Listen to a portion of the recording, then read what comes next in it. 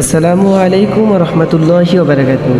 আজ আমি আপনাদের মাঝে দেখাতে যাচ্ছি আমাদের ঘোড়াঘাট উপজেলার ঐতিহাসিক নিদর্শন, ঐতিহাসিক সুজা মসজিদ। আজ আমরা ওখানে গিয়ে জুম্মার সালাত আদায় করব, এই জন্য আমরা কয়েকজন বের হলাম। বের হতেই দেখতেছি আমাদের গরুর গাড়ি ছাড়া যাওয়ার মতো আর কোনো উপায় নেই, কারণ আমরা অনেক কয়েকজন হয়ে গেছি। এই জন্য আমরা গরুর গাড়ি নিয়ে টুকুর করে খুব স্পিডে যেতে শুরু করলাম। আলহামদুলিল্লাহ, আমরা গরুর গাড়ি নিয়ে রকেটের গতিতে যাইতেছিলাম। দেখতেই পারতেছেন সেইভাবে যাচ্ছি রকেটের গতিতে। যাওয়ার পরে আলহামদুলিল্লাহ আমরা পৌঁছিলাম। ভাবলাম জামাত মনে হয় পাবো না, কিন্তু আলহামদুলিল্লাহ গিয়ে দেখি না, জামাত শুরু হয় নাই। এখন হুজুর কেবল বয়ান করতে সুন্নত সালাত পড়ে হুজুরের খুতবা শোনার পর ফরজ সালাত শেষ করলাম। শেষ করার পরে আমরা ভিতরের অংশটি আপনাদেরকে দেখাচ্ছি, সুজা মসজিদের ভিতরের অংশটাও মাশাআল্লাহ অনেক সুন্দর। এরপরে এই তো আমি আপনাদেরকে সুজা মসজিদের চতুর্থ সাইড দেখাচ্ছি। এখন আপনাদের মাঝে দেখেন পুকুর দেখতে পাবেন, এটা সুজা মসজিদের পুকুর। এই সাইড দিয়ে অনেক সুন্দর পাড় রয়েছে, পাড় দিয়ে অনেক সুন্দর ঘোরাঘুরি করা যায়।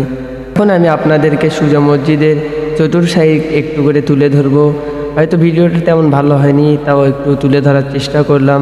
যদি ভিডিওটি ভালো লেগে থাকে তাহলে একটা লাইক, একটা কমেন্ট, একটা শেয়ার করে পাশে থাকবেন।